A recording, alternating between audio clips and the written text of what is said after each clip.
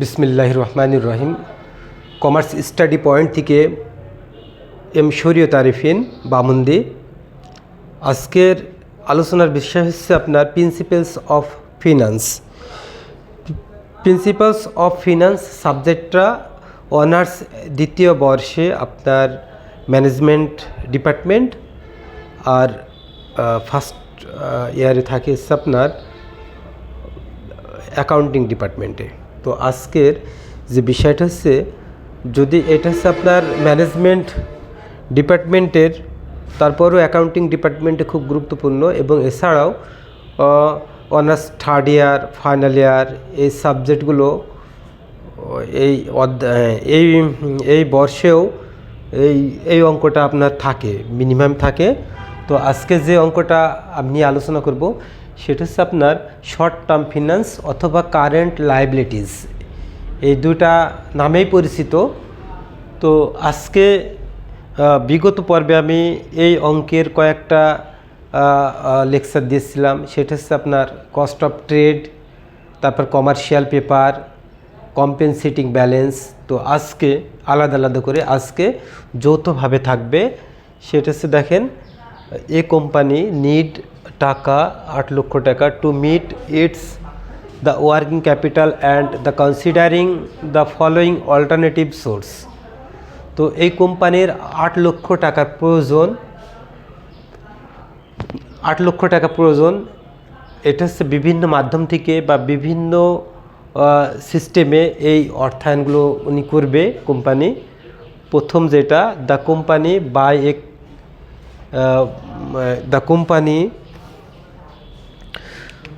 Company by টাকা at হচ্ছে 10 লাখ টাকা অফ র ম্যাটেরিয়ালস আন্ডার 3/13, নিট হচ্ছে আপনার 19 টার্মস। এই ক্ষেত্রে দ্য কোম্পানি 10 লক্ষ টাকা একটা বাই করবে র ম্যাটেরিয়াল। তার জন্য কিছু শর্ত আছে, 3/30, নিট হচ্ছে 90 দিন। তো এই শর্তটা হচ্ছে 10 লক্ষ টাকা যদি 30 দিনের ভিতরে যদি পরিশোধ করতে পারে তাহলে 3% ভাটটা দিবে, আর 90 দিনের ভিতরে তাকে পরিশোধ করা লাগবে। এটা হচ্ছে আপনার কস্ট অফ ট্রেড। তো কস্ট অফ ট্রেড এক নাম্বার হচ্ছে cost of trade, cost of TRAD, trade. সেক্ষেত্রে আমাদের হেয়ার করে নিতে হবে, এখানে HERE, হেয়ার। সাথে হিয়ারটা এখান থেকে হবে সবচেয়ে ছোটো মান CDR। CDR এর মিনিং হচ্ছে ক্রেডিট ডিসকাউন্ট রেট। তো ক্রেডিট ডিসকাউন্ট রেট মানে কত পার্সেন্ট বাটা পাবে? এটা হচ্ছে 3% বাটা পাবে। 3% বাটা পাবে যদি সে 30 দিনের ভিতরে পরিশোধ করতে পারে। সিপি দাঁড়াচ্ছে ক্রেডিট পিরিয়ড, মানে মোট বাকি কত দিন। তো মোট বাকি থাকবে হচ্ছে আপনার 90 দিন পরিশোধযোগ্য সময়, মানে 90 দিনের ভিতরে তাকে পরিশোধ করা লাগবে। আর আরেকটা থাকবে হচ্ছে ডিপি, এটা হচ্ছে ডিসকাউন্ট পিরিয়ড। আমাদের হচ্ছে এখানে সিম্পলের একটা সূত্র, সিম্পল সমান APR, অ্যানুয়াল পার্সেন্টেজ রেট বলা হয় এটা। CDR 100 মাইনাস CDR গুণ 360 CP মাইনাস DP, এটা হচ্ছে আমাদের মেন সূত্র। কস্ট অফ ট্রেডের হচ্ছে মেন সূত্র হচ্ছে CDR 100 minus CDR 100 minus CDR 360 CP minus DP। তো ডিপি হচ্ছে ডিসকাউন্ট পিরিয়ড, এখানে ডিসকাউন্ট পিরিয়ড থাকবে হচ্ছে 13 ডেজ, 30 দিন। তো সেই ক্ষেত্রে আমরা CDR হচ্ছে 300 মাইনাস CDR গুণ 360 CP মাইনাস ডিপি হচ্ছে আপনার 13 গুণ হচ্ছে 100, 3 গুণ 360 ভাগ 60 গুণ হচ্ছে 100। দেখেন এটা ছিল কস্ট অফ ট্রেডের হচ্ছে আপনার কস্ট অফ ট্রেডের আপনার সিম্পলের সূত্র।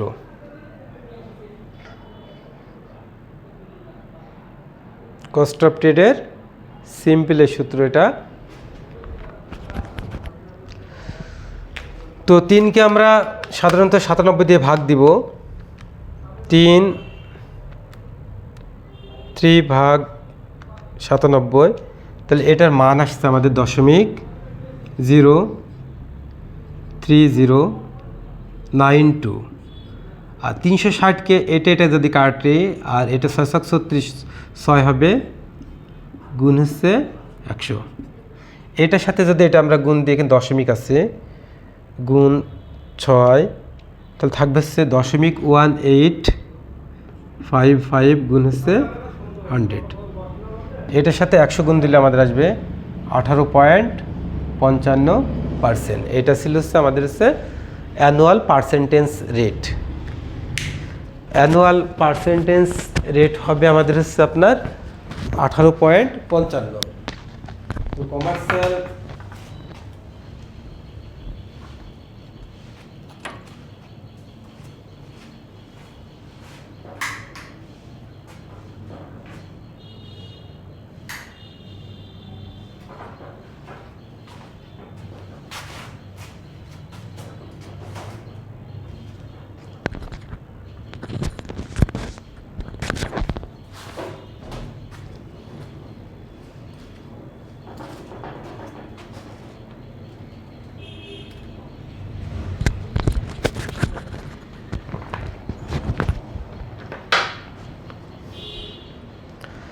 এটারই আপনাদের সিম্পলের পরে কমপ্লেক্সে আসবে অঙ্কটা।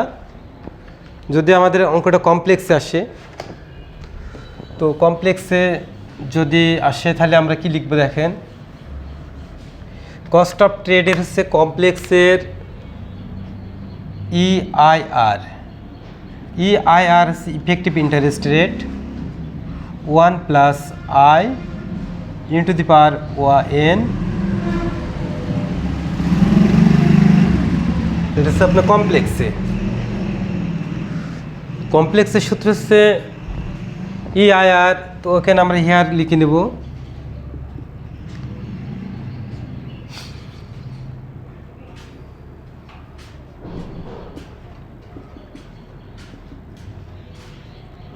CP 90, DP হচ্ছে আপনার 30। এখান থেকে মানটা আমাদেরকে তৈরি করে নিতে হবে হচ্ছে আয়ের মান। আয় সমান হচ্ছে CDR 100 - CDR, এটা হচ্ছে আয়ের মান। তো 300 - 3 সমান আসবে আপনার হচ্ছে 3 - 97 সমান 3 ভাগ 97। এটা আসবে হচ্ছে 0.03092। এটা হচ্ছে আয়ের মান। আর এনের মান হবে হচ্ছে আপনার 360 CP - DP। তো 360 CP হচ্ছে 13, DP হচ্ছে 30। তো বাড়াবে হচ্ছে 6 ডে। সেক্ষেত্রে আমাদের মানটা আসবে হচ্ছে 1 + 0.03092। এনের মান হচ্ছে 6 - 1 গুণ হচ্ছে 100 + 1 পাওয়ার 6। এটা আপনার আসতেছে 1.02252 - 1 গুণ হচ্ছে 100। 0.2052 গুণ হচ্ছে 100 সমান 20.05%। এটা হচ্ছে আপনার ইফেক্টিভ ইন্টারেস্ট রেট এটা। তো কম্পাউন্ডে আপনার এই মানটা আসবে। তো এই অঙ্ক হচ্ছে দুটো মানই দেখাতে হবে। একটা হচ্ছে সিম্পল এবং হচ্ছে কম্পাউন্ড।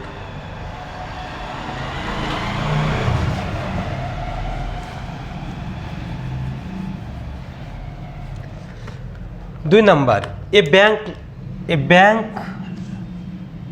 ব্যাংক উইল লেন্ড টাকা 1 লক্ষ টাকা at say 13% with 20% compensating balance interest paid in advance.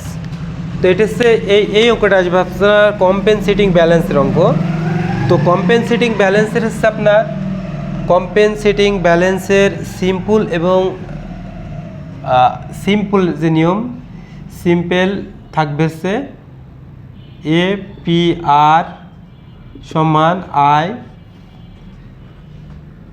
P minus CB minus I গুণ 100।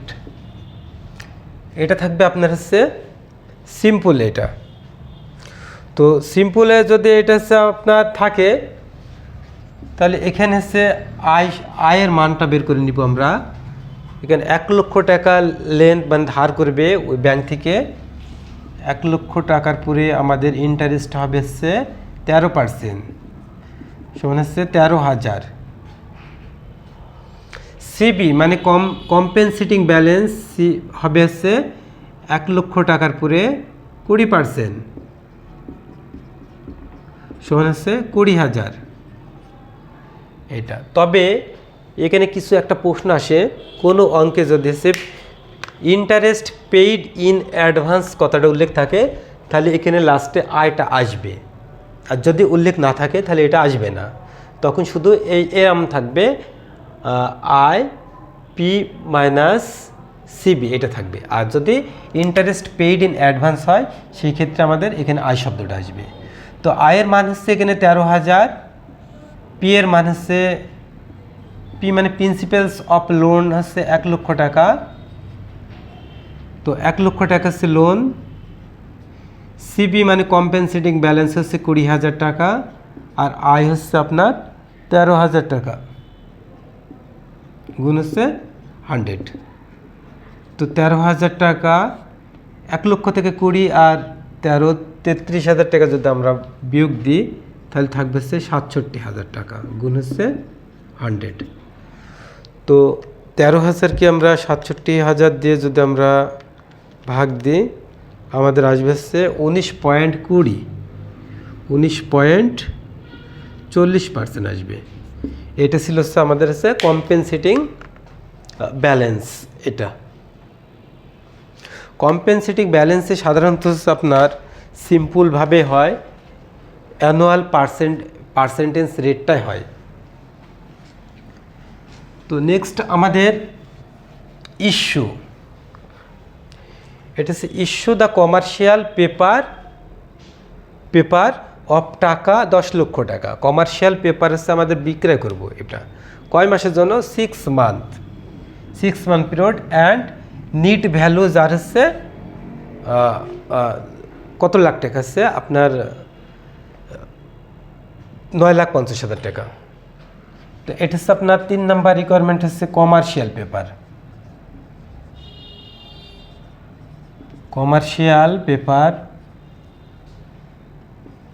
কমার্শিয়াল পেপারের হচ্ছে সূত্র হচ্ছে EIR অথবা APR। এর সূত্র হচ্ছে আপনার, আমরা প্রথমে হচ্ছে APR এর সিম্পলের সূত্রটা অঙ্কন করব। তাহলে হচ্ছে FV মাইনাস SV সমান NSV গুণ 360 DM ইন্টু হচ্ছে 100। এটা হচ্ছে কমার্শিয়াল পেপারের সূত্র। SV মানে ফেস ভ্যালু। FV আমাদের হচ্ছে 10 লক্ষ টাকা, কোম্পানির ফেস ভ্যালু আছে 10 লক্ষ টাকা। আর সেল ভ্যালু আছে আমাদের হচ্ছে 9,50,000 টাকা। NSVও কিন্তু 9,50,000 টাকা। DM ডেট অফ ম্যাচুরিটি হচ্ছে 6 মান্থ মানে 180 দিন। তো এটা আমাদের যদি ক্যালকুলেশন করি, এটা হচ্ছে 10 লক্ষ টাকা হবে মাইনাস 9,50,000 টাকা ভাগ 9,50,000 টাকা গুণ 360 180 গুণ হচ্ছে 100। 10 লক্ষ থেকে 9,50,000 টাকা যদি আমরা বিয়োগ দিই তাহলে 50,000 হয়। এখানে 9,50,000 গুণ 300, এটা কাটি 18 দুগুণ 36, তাহলে হচ্ছে 2 আসে গুণ হচ্ছে 100। তো আমরা যদি ক্যালকুলেটিং করি, এটা ক্যালকুলেটিং হচ্ছে 5 লক্ষকে 9,50,000 দিয়ে ভাগ দিব।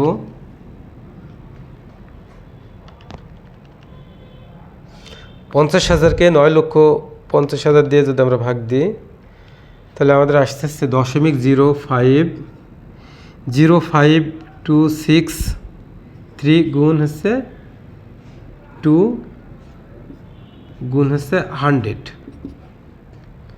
গুণ 2 গুণ 100 আমাদের আসতে আসছে 10.52%। এটা আসছে আমাদের হচ্ছে সিম্পল। এই অঙ্কটা কম্পাউন্ডে করা যাবে। অঙ্কটা যদি আমরা কম্পাউন্ডে করি, কম্পাউন্ডের মানটা থাকবে আপনার হচ্ছে COMPUND কম্পাউন্ড। কম্পাউন্ড হচ্ছে EIR সমান 1 plus I into the power n minus 1 গুণ হচ্ছে 100। এটা হচ্ছে কম্পাউন্ডের সূত্র।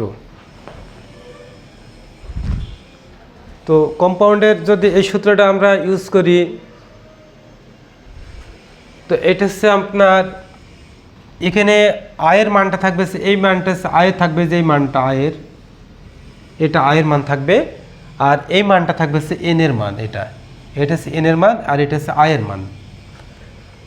10 লক্ষকে 9,50,000 বিয়োগ দিয়ে 9,50,000 দিয়ে ভাগ দিলে হচ্ছে আয়ের মান পাওয়া যায় এখানে। তো আয়ের মান সাধারণত আমাদের এই যে এটা পাওয়া গেছে, এটা। তো আমরা 1 প্লাস 0.0526 এনের মান দেখেন, এটা যদি ভাগে 2 হয় তাহলে কিন্তু 2 মাইনাস 1 গুণ হচ্ছে 100। তাহলে 1.05262 পাওয়ার 2। তাহলে এখানে আসছে 1.111 মাইনাস 1 গুণ হচ্ছে 100।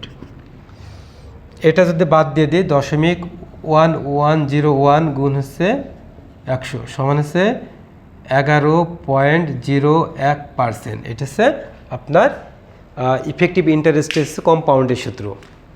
তো বোঝা গেল যে ফিনান্সের খুব গুরুত্বপূর্ণ এই অঙ্কটা ছিল।